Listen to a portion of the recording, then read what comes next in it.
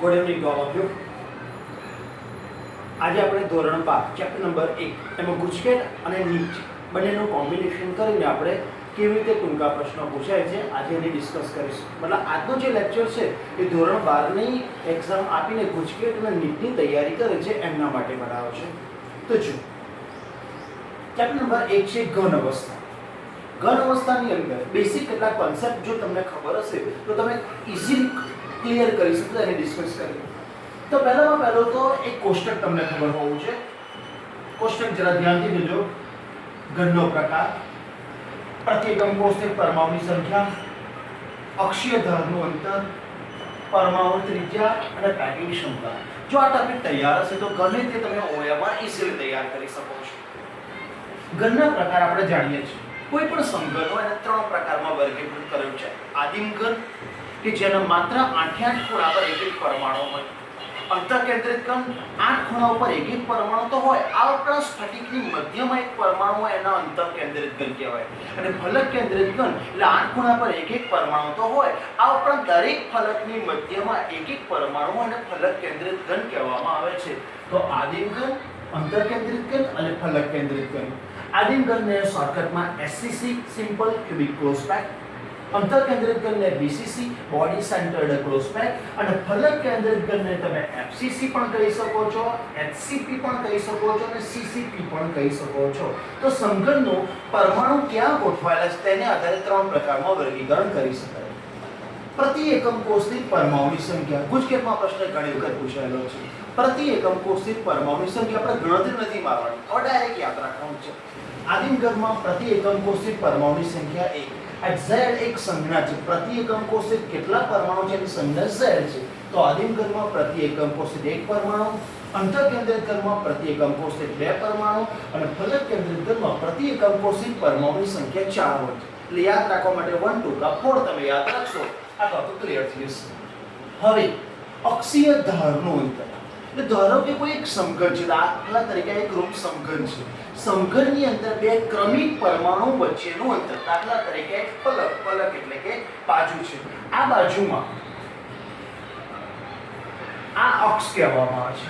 આ અક્ષીય અંતર કહેવામાં આવે છે. એ જ રીતે તમે આને પણ અક્ષીય અંતર કહી શકો છો. તો અક્ષીય અંતરને a કહેવામાં આવે છે. તો સાદા ઘનમાં અક્ષીય ધારનું અંતર a બરાબર 2r એટલે પરમાણુની ત્રિજ્યા ગુણ્યા 2 કરવામાં આવે અક્ષીય ધારનું અંતર. તો આદિમ ઘનમાં a બરાબર 2r, અંતઃકેન્દ્રિત ઘનમાં a બરાબર 4r/√3 અને ફલક કેન્દ્રિત ઘનમાં a બરાબર 4r/√2. યાદ રાખો કારણ કે તમે ભણી ગયેલા છો, બુકમાં સાબિત પણ આપણે કરેલું છે. અત્યારે ફક્ત માહિતી યાદ રાખવાનું છે. a બરાબર 2r, a બરાબર 4r/√3 યાદ રાખજો, ભૂલ પડશે. અને ફલક કેન્દ્રિત ઘનમાં a બરાબર 4r/√2 થાય છે. પરમાણુની ત્રિજ્યા. આના પરથી તમે r ને સૂત્રણ કરતા બનાવી. અહીંયા r ને સૂત્રણ કરતા બનાવશો a/2. અહીંયા r ને સૂત્રણ કરતા બનાવશો √3a/4. અહીંયા r ને સૂત્રણ કરતા બનાવશો √2a/4 થી હશે. એટલે કે જો તમને a આવડતો હોય તો r ની વેલ્યુ તમે પ્રાપ્ત કરી શકો છો. પેકિંગ ક્ષમતા. કયો ઘન સૌથી વધારે જગ્યા રોકે છે, કયો ઘન ઓછો રોકે? તો આદિમ ઘનની પેકિંગ ક્ષમતા 52% છે. અંતઃકેન્દ્રિતની ઘન છે એની પેકિંગ ક્ષમતા 68% છે અને ફલક કેન્દ્રિત ઘન છે એની પેકિંગ ક્ષમતા 74% છે. અનુક્રમે પૂછે તો 52%, 68% અને 74%. આટલી જગ્યા રોકે છે. કદાચ એવું પૂછે કેટલી જગ્યા ખાલી છે, આદિમ ઘનમાં પૂછે તો 52% જગ્યા રોકે છે, તો 100 - 52% જગ્યા ખાલી છે. અંતઃકેન્દ્રિત ઘનમાં 68% જગ્યા રોકે છે, તો 100 - 68 એટલે 32% જગ્યા ખાલી છે. અને ફલક કેન્દ્રિત ઘનની વાત કરવામાં તો પેકિંગ ક્ષમતા 74% છે, 74% જગ્યા રોકે છે, તો 100 - 74% એટલે 26% જગ્યા ખાલી છે. એટલે અમુક વખતે ખાલી ટકાવારી પૂછે તો તમારે 100 માંથી બાદ કરી દેવાનું. આ જો તમારું તૈયાર હશે તો ઘણા બધા તમારા એમસીક્યુ ઇઝીલી કેલ્ક્યુલેશનથી તમે સોલ્વ કરી શકો છો. આમાં તમારે કેલ્ક્યુલેટરની પણ જરૂર પડતી નથી. પોઈન્ટ નંબર 2, આ ચેપ્ટરની અંદર અમુક એક્ઝામ્પલ સોલ્વ કરવા હોય તો અમુક સૂત્રોની જરૂર પડે છે. પહેલું, પેકિંગ ક્ષમતા. કેટલી જગ્યા રોકે છે? તો પેકિંગ ક્ષમતા શોધવાનું સૂત્ર છે Z. Z એટલે આપણે જાણીએ છીએ પ્રતિ એકમ કોષે પરમાણુની સંખ્યા. આદિમ ઘન આવે તો Z ની કિંમત 1, અંતર કેન્દ્રિત ઘન આવે તો z ની કિંમત 2 અને ફલક કેન્દ્રિત હોય તો z ની કિંમત 4 મૂકવાની છે. ગુણ્યા 4 તૃતીયાંશ પાયાર ઘન ગોળાનો ઘન છેદમાં a નો ઘન a એટલે સ્ફટિકમય ઘન એનું કદ આ a નું ઘન a એટલે આપણે જાણીએ છીએ અક્ષીય ધારનું અંતર એનો ઘન કરવામાં તો સ્ફટિકમય ઘનનું કદ કારણ કે સમઘનમાં લંબાઈ ગુણ્યા પહોળાઈ ગુણ્યા ઊંચાઈ એટલે કે કદ મળી જાય છે. તો સ્ફટિકમય ઘનનું કદ ગુણ્યા 100. તમે એવું પણ લખી શકો છો ગોળાઓ દ્વારા રોકાયેલું કુલ કદ છેદમાં સ્ફટિકમય ઘનનું કદ ગુણ્યા 100. તો પણ તમને સ્પેકિંગ ક્ષમતા પ્રાપ્ત થઈ શકે છે. અંશે ગોળા દ્વારા રોકાયેલું કદ છે. આદિમ ઘન આવે તો 1 ગુણ્યા 4 તૃતીયાંશ પાયાર ઘન. બીસીસી આવે એનો મતલબ અંતર કેન્દ્રિત ઘન આવે તો 2 ગુણ્યા 4 તૃતીયાંશ પાયાર ઘન અને ફલક કેન્દ્રિત ઘન આવે તો અંશમાં 4 ગુણ્યા 4 તૃતીયાંશ પાયાર ઘન કરવાનો હોય છે.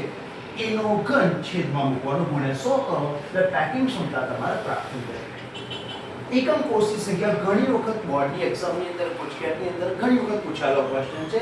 એકમ કોષની સંખ્યા શોધો. ઘણી બધા બુકની અંદર 2-3 સૂત્રોની મદદથી આપણે એક જ સૂત્રથી રકમમાં જે હશે એનું વજન આપેલું હશે એનું નામ આપેલું હશે. મોટા ભાગે NaCl પૂછે 5.85 ગ્રામ NaCl માટે મોટે તો વજન આપેલું હોય છે. N એટલે એવોગેડ્રો, M એટલે અણુભાર અને Z એટલે પ્રતિ એકમ કોષની પરમાણુની સંખ્યા. દાખલા તરીકે તમને એવું પૂછે 5.85 ગ્રામ NaCl માં રહેલા એકમ કોષની સંખ્યા શોધો તો 5.85 ગ્રામ આપેલું છે. NaCl નો અણુભાર 58.5 છે. અહીં 58.5 મૂકો. Z તો NaCl ની રચના તમે 9મા ધ્રુવ પણ દોરે ફલક કેન્દ્રિત છે અને ફલક કેન્દ્રિત આવે તો Z ની કિંમત તમારે 4 મૂકવાની. તો આ Z ની કિંમત તમારે 4 મૂકવાની છે. અને Na એટલે કે તમે જાણો છો એવોગેડ્રો અંક. ડાયરેક્ટ તમે સાદો રૂપ આપી દો એક સ્ટેપમાં તમારો જવાબ આવશે. કદાચ સૂત્ર યાદ નથી રહેતું તો કેવી રીતે યાદ રાખશો? એકમ કોષની સંખ્યા તો અંશમાં વજનના અને છેદમાં મજા. આ રીતે તમે યાદ રાખવાની ટેકનિક છે. બીજું પણ સૂત્ર તમે બનાવી શકો છો પણ સિમ્પલ અત્યારે બોલું છું. અંશમાં વજનના અને છેદમાં મજા એટલે M અને Z. Z મોટે ભાગે 4 મૂકવામાં આવે છે. આવો કોઈ પણ ટોપિક આવે તો Z ની કિંમત મોટા ભાગે 4 આવે છે. NaCl માટે Z ની કિંમત 4 છે. તો તમારા આવા MCQ સોલ્વ થઈ જશે. બીજું પ્રતિ એકમ કોષી પરમાણુની સંખ્યા એટલે કે Z શોધવાનું સૂત્ર છે. ગુજકેટની અંદર નીટની અંદર કદાચ આ પૂછાય દાખલો મોટો પણ સૂત્ર પૂછવાની સંભાવના છે. તો જો પ્રતિ એકમ કોષી પરમાણુની સંખ્યા Z તમારે શોધવું છે. તો સૂત્ર છે a નો ઘન એટલે અક્ષીય ધારનું અંતર આપેલું છે એનો ઘન ઘનતા આપેલી હોય છે એટલે ગુણ્યા d. Na એટલે એવોગેડ્રો અંક છેદમાં અણુ ભાર. સૂત્ર યાદ રાખો Z બરાબર a નો ઘન ગુણ્યા d ગુણ્યા Na છેદમાં m. કદાચ યાદ રાખવું હોય તો તમે થોડો નોનવેજ વર્ડ્સ પણ બોલી શકો છો. એ ગંદીના આ અંશ બની ગયો એ ગંદીના. એટલે યાદ રાખવા માટે કદાચ તમને યાદ ના રહેતું હોય તો વર્ડ્સ યુઝ કરીને સૂત્ર તમે યાદ રાખી શકો છો. છેદમાં m એટલે કે મારી જોડેનો m.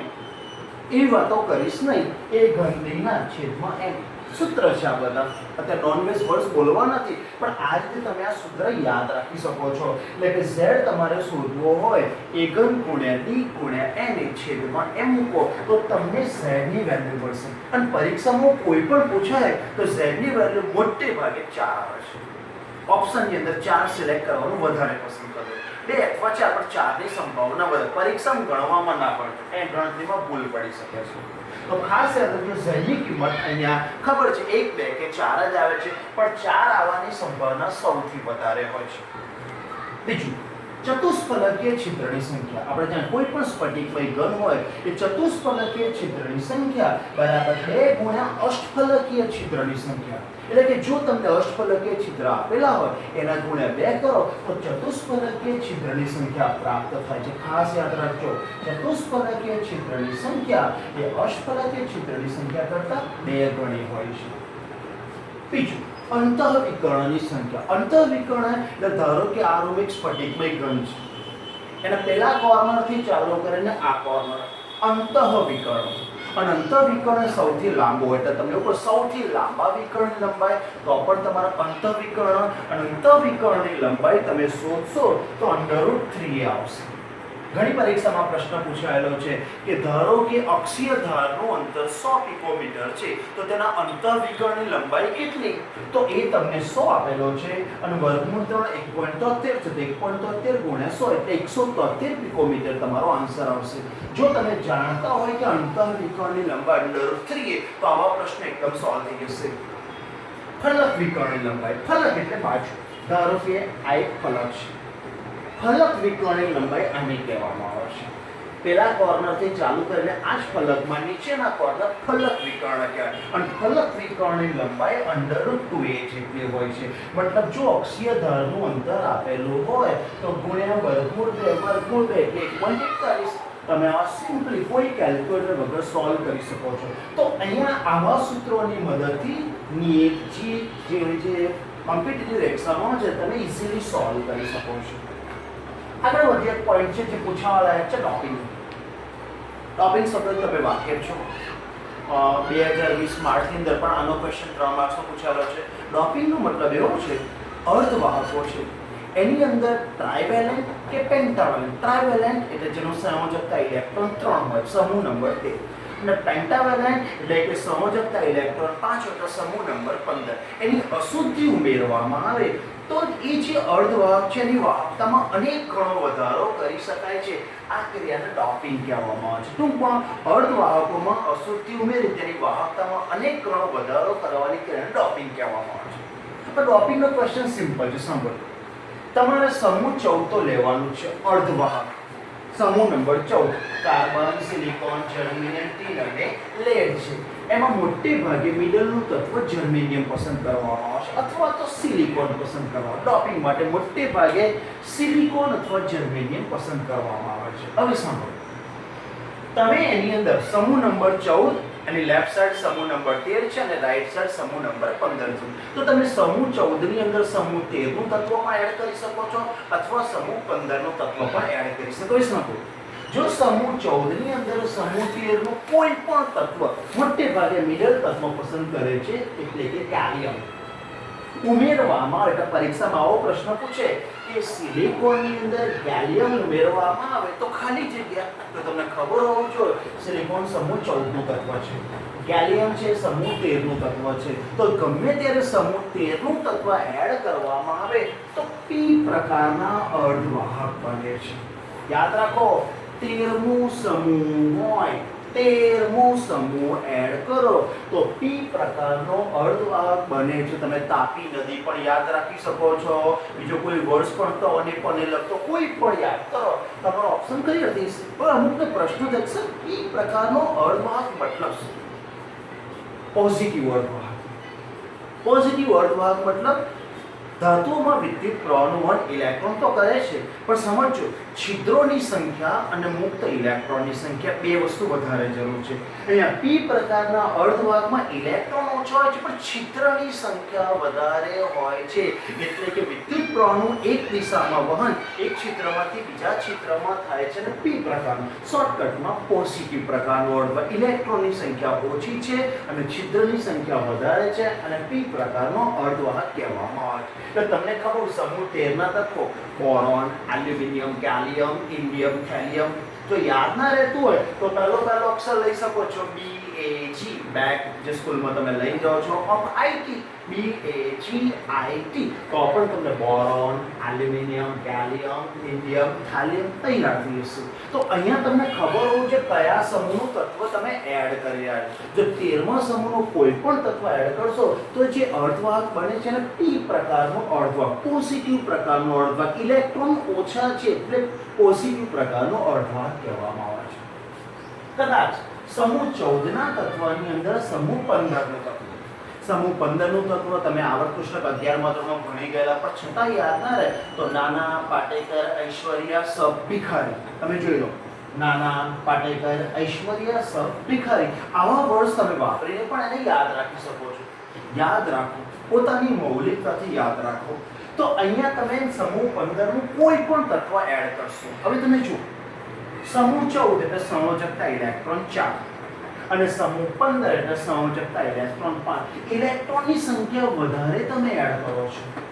અહીંયા ઇલેક્ટ્રોનની સંખ્યા ઓછી હતી એટલે p પ્રકારનો અર્ધવાહક, આની સાપેક્ષમાં ઇલેક્ટ્રોનની સંખ્યા વધારે છે, ઓ ઇલેક્ટ્રોન ઋણ જ ભાર ધરાવે છે, ઇલેક્ટ્રોનની સંખ્યા વધારે છે એટલે એને n પ્રકારનો અર્ધવાહક કહેવામાં આવે છે. મતલબ આમાં ઇલેક્ટ્રોનની સંખ્યા છિદ્રોની સંખ્યા કરતાં વધારે હોય છે.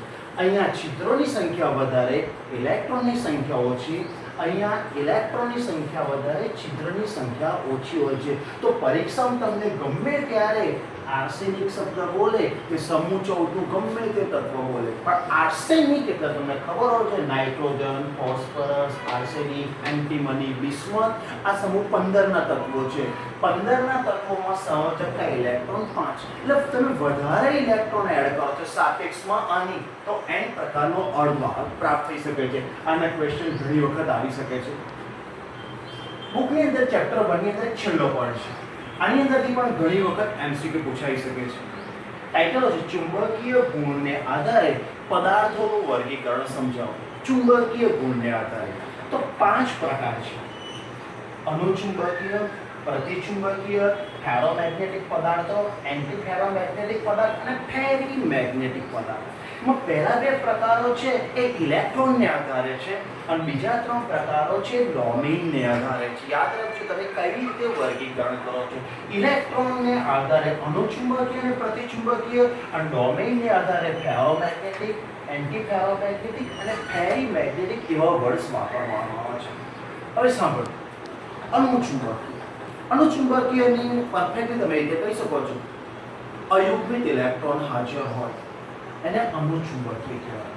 અયુગ્મિત ઇલેક્ટ્રોન હાજર છે તો એ પદાર્થને અનુચુંબકીય પદાર્થ કહેવામાં આવે છે. અને બધા જ ઇલેક્ટ્રોન પ્રતિચુંબકીય. પ્રતિચુંબકીય એટલે દાખલા તરીકે ઇલેક્ટ્રોન એકલો છે તો અનુચુંબકીય, પણ એની સાથે જોડીમાં બીજો ઇલેક્ટ્રોન ગોઠવી દઉં તો એને પ્રતિચુંબકીય. બધા જ ઇલેક્ટ્રોન જોડીમાં હોય તો એને પ્રતિચુંબકીય કહેવાય. અને કક્ષકમાં એક પણ ઇલેક્ટ્રોન એકલો દેખાય એને અનુચુંબકીય કહેવાય. અને અનુચુંબકીય માટે આપણે જાણીએ છીએ બાહ્ય ક્ષેત્રમાં બહારથી એને ચુંબકીય ક્ષેત્ર આપવામાં આવે તો આકર્ષણ અનુભવે છે.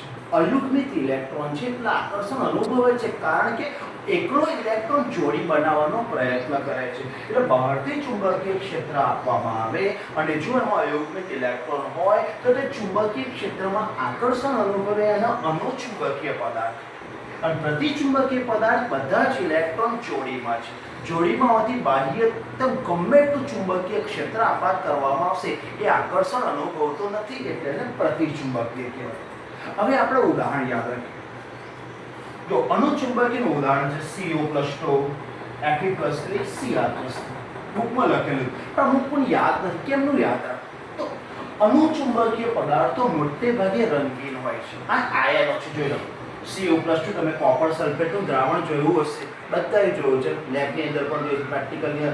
કોપર સલ્ફેટનું દ્રાવણ છે વાદળી રંગ છે અને વાદળી રંગ આપણને ગમે છે, આપણને એની તરફ આકર્ષણ થાય છે. Fe+3 આયન પીળા રંગનો હોય છે. પીળો એક રંગીન છે આયન છે, આપણને આકર્ષણ થઈ શકે છે. Cr+3 ગ્રીન લીલા રંગનો આયન છે, આપણને આકર્ષણ થાય. હું આકર્ષણ થાય મતલબ એ અનુચુંબકીયની વાત કરું છું.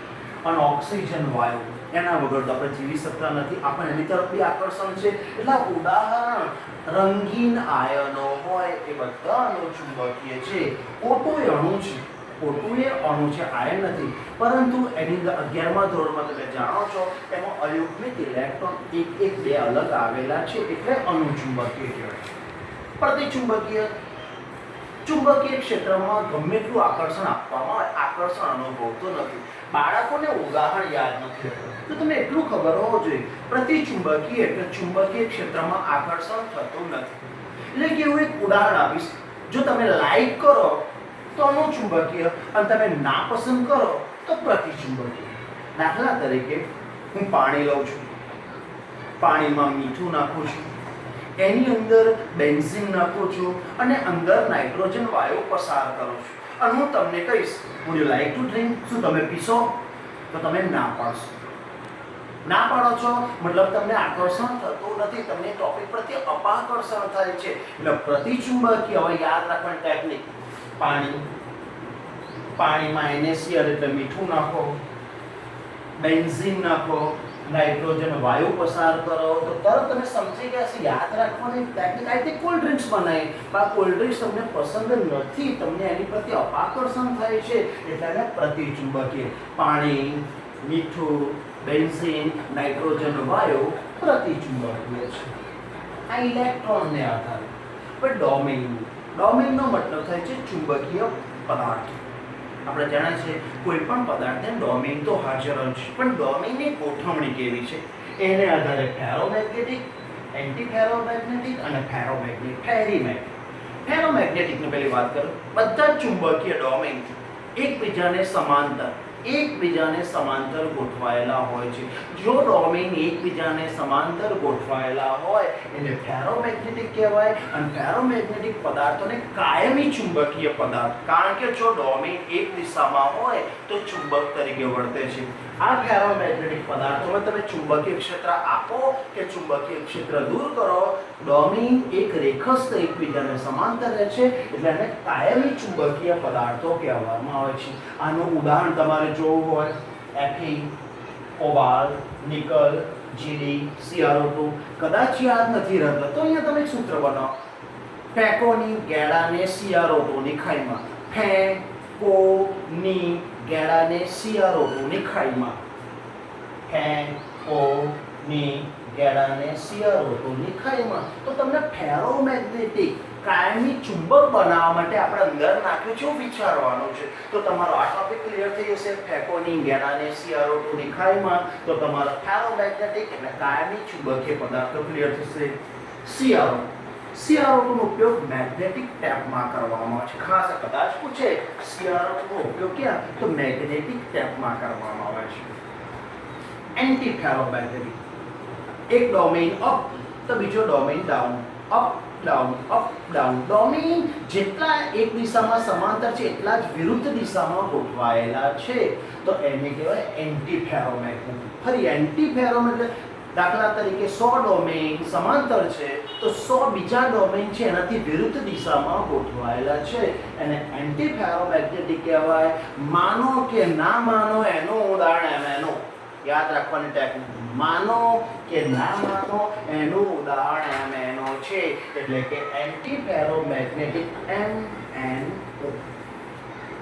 ફેરીમેગ્નેટિક, એમાં ડોમેઇનની સંખ્યા એકબીજાને સમાંતર અને એકબીજાને વિરુદ્ધ એ નક્કી નથી હોતી, એટલા માટે એને ફેરીમેગ્નેટિક અંશતઃ ચુંબકીય પદાર્થો કહેવાય. એનું ઉદાહરણ છે Fe3O4. હવે સાંભળો, આપણે જાણીએ છીએ આયર્ન ઓક્સાઇડમાં Fe+2 સૌથી વધારે હોય છે. Fe+2 પણ હોય અને Fe+3 હોય. Fe+3 ઓછા હોય છે. હવે સાંભળો, ઉદાહરણ Fe3O4. એમાંથી એક Fe+2 જાય અને એના સ્થાને Zn+2 આવી શકે છે, અથવા એક Fe+2 જાય એના સ્થાને Mg+2. જો Fe+2 જાય તો Mg+2 આવી શકે છે, અથવા Zn+2 આવી શકે છે. આ ઉદાહરણને, આ જે ઉદાહરણો છે આ બંનેને કોમન ફેરાઇટ કહેવામાં આવે છે. મેં કેવી રીતે લખ્યું, જો Fe ના 3 ગણો, એક Fe+2 ગયો એટલે રહ્યા 2, અને એના બદલે Zn+2 આવી ગયો અથવા Mg+2 આવી ગયો. તો આ રીતે તમને ફેરાઇટનું સૂત્ર પૂછે તો Zn પછી તમે Fe2O4 અથવા Mg Fe2O4. અહીંયા આગળ છે Zn અથવા Mg લખવાનો વીજભાર +2 હોવો જોઈએ, કારણ કે Fe+2 દૂર થાય છે તો વીજભારને બેલેન્સ કરવા માટે +2 વીજભાર ધરાવતો જ આયન આવી શકે છે. તો અહીંયા પરીક્ષાની અંદર આમાંથી ઉદાહરણ પૂછાઈ શકે છે. ઉદાહરણની અહીંયા તૈયારી વધારે સ્પેસિફિક કયા ઘટકનું કયું ઉદાહરણ છે. દાખલા તરીકે અનુચુંબકીય કોઈ તરંગી આયનો, પ્રતિચુંબકીય કે તો મેં તમને કોલ્ડ ડ્રિંક્સની વાત કરી. ફેરોમેગ્નેટિક એટલે કે ઉદાહરણ આપ્યું ફેકોની ગેડાને CrO2 ની ખાઈમાં. પછી એન્ટી ફેરોમેગ્નેટિક, માનો કે ના માનો ઉદાહરણ MNO જ આવશે. અને છેલ્લું ફેરીમેગ્નેટિક એટલે Fe3O4, અને એમાંથી બનતા બે સંયોજનો Zn-Fe2O4 અથવા Mg-Fe2O4. આ કોમન જે પરીક્ષાની ગુજકેટ નીટની અંદર પૂછાઈ શકે છે. હવે મેં એક્ઝામ્પલ લીધા છે. અમુક બુક્સને લાંબી રીતો છે, બાળકોને આ ગોખવું પડે છે, હવે નહીં ગોખવું પડે. હું તમને ટેકનિક આપી શકું. નીટની અંદર પૂછાયેલા ક્વેશ્ચન છે અને ઘણા બધાનો રોંગ આન્સર આવે છે. આ એક ટેકનિક બતાવીશ, મેં બનાવેલી છે, બહુ સિમ્પલ ટેકનિક છે. વેલ્યુ આ રીતે છે Ab2O4. Ab2O4 સૂત્ર ધરાવતા સંયોજનમાં એ ધન આયનો સમચતુષ્ફલકીય છિદ્રમાં, મતલબ એ જે ધન આયન છે એ સમચતુષ્ફલકીય છિદ્રમાં અને બી ધન આયન છે એ અષ્ટફલકીય છિદ્રમાં હોય. એટલે એ ચતુષ્ફલકીય છિદ્ર અને બી અષ્ટફલકીય છિદ્રમાં હાજર છે. એ અને બી દ્વારા રોકાયેલ ચતુષ્ફલકીય છિદ્ર અને અષ્ટફલકીય છિદ્રનું ટકાવાર પ્રમાણ, છિદ્રનું ટકાવાર પ્રમાણ, કેટલા ચતુષ્ફલકીય છિદ્ર છે અને કેટલા અષ્ટફલકીય છિદ્ર છે, આવું તમને પૂછે છે. ઓપ્શન ગમે તે આપો, ડાયરેક્ટ નહીં વિચારો. એક ટેકનિક તમને સૂત્ર આપેલું છે Ab2O4. હવે જરા સાંભળો. O ઓક્સાઇડ છે, ઋણ આયન ઓલવેઝ પાછળ જ આવે. આ ઋણ આયન ક્લોઝ પેક રખતા બનાવે એટલે O તો પાછળ જ છે. હવે સાંભળો, એમને O ની સંખ્યા 4 આપે છે, એટલે ક્લોઝ પેક ની સંખ્યા 4 આપી, તો ક્લોઝ પેક હંમેશા એક જ હોય. મતલબ અહીંયા 4 આપ્યા છે, તો આ 4 ને મારે 1 કરવા માટે બધાને 4 વડે ભાગી કરો. તો તમે જોઈ શકો, આ 1 ને 4 વડે ભાગો, 2 ને 4 વડે ભાગો, 4 ને 4 વડે ભાગો. ટોપિક સમજો, ક્લોઝ પેક રચના 1 કરવાની છે. અહીંયા તમે 100 આપ્યા હોય ઓ તો 100 વડે બધાને ભાગી કરો. તમે એટલે પહોંચી ગયા, એટલે કે તમે સમજી ગયા 1/4, 2/4, 4/4 એટલે 1 થઈ ગયું. એટલે તરત તમે એવું વિચારશો, સર તમને જવાબ મળી ગયો. ના, હવે ઊભા રહો. બાળકો કેવું વિચારે છે, 1/4 એટલે સર 25%, અને 2/4 એટલે 1/2 50%, અને 25% અને 50% ઓપ્શનમાં લખી કરો. ઊભા રહો, લોજિક. અહીંયા તમારે ચતુષ્ફલકીય છિદ્ર અને અષ્ટફલકીય છિદ્રની સંખ્યા જો શોધવાની છે. આપણે જાણીએ છીએ એ ઘટક ચતુષ્ફલકીય છિદ્ર બનાવે છે, અને ચતુષ્ફલકીય છિદ્રની કુલ સંખ્યા અત્યારે 1/4 આવી છે. એટલે સાંભળજો, T એટલે ટેટ્રાહેડ્રલ ચતુષ્ફલકીય છિદ્રની સંખ્યા 1/4 આપણે લાવી દીધી. પણ ચતુષ્ફલકીય છિદ્ર એટલે આપણે જાણીએ છીએ 2 ગુણ્યા 2, એટલા માટે ચતુષ્ફલકીય છિદ્રની સંખ્યા ક્લોઝ પેક પરમાણુની સંખ્યા કરતા 2 ગણી હોય છે. એટલે 2 ગુણ્યા, ધારો કે મેં x ધારી છે, x ચતુષ્ફલકીય છિદ્રો કેટલા છે, તો T છિદ્રની સંખ્યા આપણે 1/4 લાયા, પણ T છિદ્ર એટલે 2 ગુણ્યા ચતુષ્ફલકીય છિદ્ર.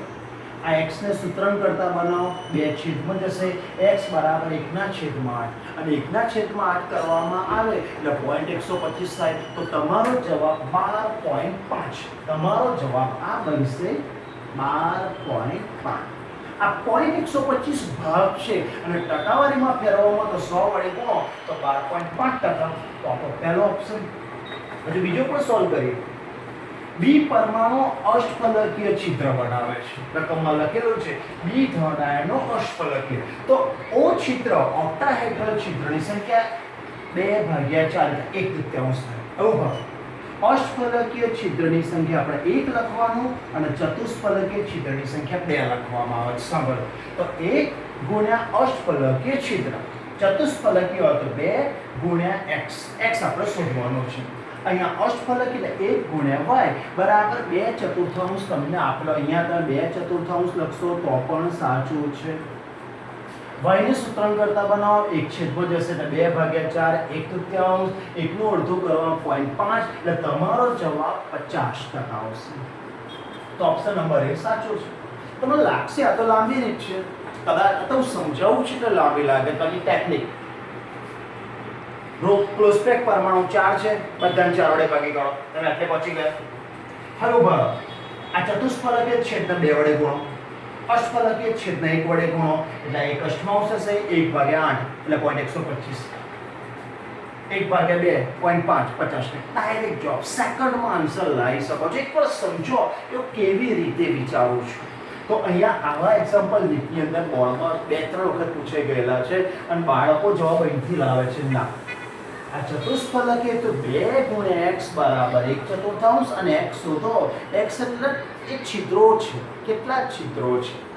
તો અહીંયા તમે સમજી ગયા છે કે ટકાવાર તમને અણુસૂત્ર આપ્યું હોય તો ટકાવારી પણ શોધી શકાય. અને બીજો એક્ઝામ્પલ મેં એવું લીધો છે ટકાવારી પરથી અણુસૂત્ર. આ નીટ લેવલનો ભારે ક્વેશ્ચન કહેવાય. હવે આવો ક્વેશ્ચન જોઈએ. મેગ્નેશિયમ, એલ્યુમિનિયમ અને ઓક્સિજન ધરાવતા સંયોજનોમાં Mg+2 એ ચતુષ્ફલકીય છિદ્રમાં Mg+2 ચતુષ્ફલકીય છિદ્રના એક અષ્ટમાંશમો ભાગ રોકે છે. જો અહીંયા તમને કેટલામો ભાગ રોકે છે આપી દીધું. Al+3 એ અષ્ટફલકીય છિદ્રના 1/2 ભાગ રોકે છે. તો આ સંયોજનનું અણુ સૂત્ર લખો. તમને ભાગ આપેલો છે અને એના પરથી તમારે ટકાવારી શોધવાની છે. તો ભાગ મેગ્નેશિયમ એ ચતુષ્ફલકીય છિદ્રમાં એટલે મેગ્નેશિયમ લખીશું, પછી એલ્યુમિનિયમ લખીશું અને તમે જાણો છો ઋણ આયન ક્લોઝ પેક રચના બનાવો છો લાસ્ટમાં. મેં ઓપ્શન નથી લખ્યો, ઓપ્શન આપણે પણ બનાવી શકીએ છીએ. તો સાંભળો, ક્લોઝ પેક લાસ્ટ આવે એટલે મેગ્નેશિયમ, એલ્યુમિનિયમ અને ઓક્સિજન. હવે ભાગ મેગ્નેશિયમ એ ચતુષ્ફલકીય છિદ્ર, જ્યારે પણ ચતુષ્ફલકીય છિદ્ર બોલે આગળ 2 લખી કાઢો. ચતુષ્ફલકીય છિદ્ર એટલે 2 ગુણ્યા કેટલામો ભાગ રોકે છે? 1/8મો ભાગ. એલ્યુમિનિયમ અષ્ટફલકીય છિદ્ર એટલે 1, ચતુષ્ફલકીય છિદ્ર 2 ગુણ્યા કેટલો ભાગ રોકે છે?